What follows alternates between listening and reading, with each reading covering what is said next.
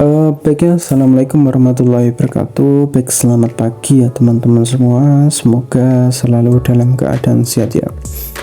Jadi ini sudah bulan apa nih? Bulan September ya.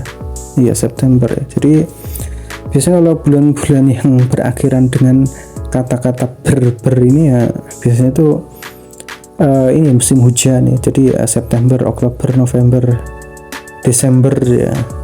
Ya ini musim-musim hujan, jadi musim-musim yang sangat menyiksa bagi para penderita sinusitis itu, karena musimnya itu dingin ya. Sinusitis itu kan tantangannya itu 3, debu, dingin, dan juga asap. Jadi kalau misalkan terkena dingin ya, itu sangat menyiksa sekali ya.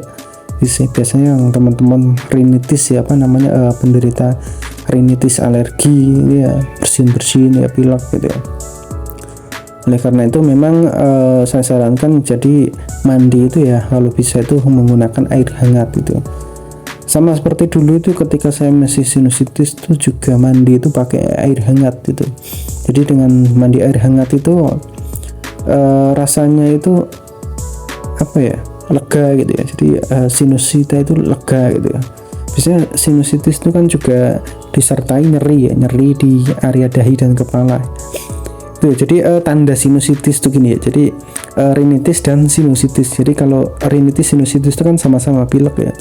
Akan tetapi kalau misalkan sinusitis itu pilek dan disertai nyeri di area wajah. Jadi ada 2 gejala lebih gitu ya. Ada dua gejala lebih. Berbeda dengan rinitis atau pilek ya. Pilek ya cuma pilek aja gitu. Akan tetapi kalau sudah sinus ya, biasanya disertai ini sakit kepala dan nyeri seperti ditusuk-tusuk di area pipi dan dahi ini ya. Tergantung area sinusitisnya gitu ya. Jadi sinusitis itu ada 4 ya, ada frontalis, maxillaris, sphenoid, dan ethmoid gitu ya.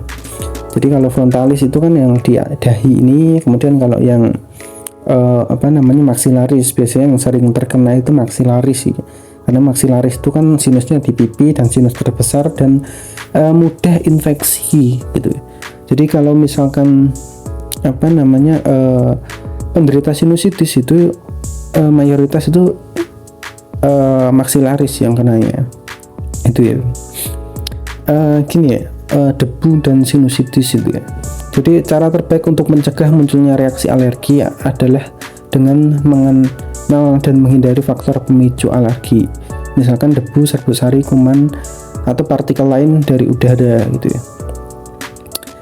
Gini, jadi bagi teman-teman yang saat ini menderita pilek bersin-bersin gitu ya, pilek tidak kunjung sembuh ya, setiap hari itu bersin-bersin ya, yang utama adalah jaga kebersihan kamar, jaga kebersihan rumah gitu ya. Kenapa? Karena mungkin sebagian besar kita itu aktivitas itu bisa jadi ada di kamar itu ya. Pokoknya jaga kebersihan kamar, jaga kebersihan rumah itu ya. Tiap hari itu kamar itu dibersihkan ya. Pokoknya lantai itu disapu, dipel gitu ya.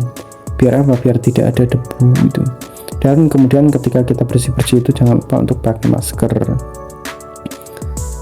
Kemudian ini menurut hellosehat.com ya, sinus yang normal dilapisi dengan lapisan lendir tipis yang dapat menangkap debu ya. Jadi sinus ini ada lapisan lendirnya yang berfungsi untuk menangkap debu. Ketika sinus tersumbat dan kuman dapat tumbuh dan menyebabkan infeksi sehingga sinusitis terjadi. Ya, ini kalau misalkan sinusnya tersumbat ya. Tersumbat itu ya nanti bakteri itu tumbuh kemudian infeksi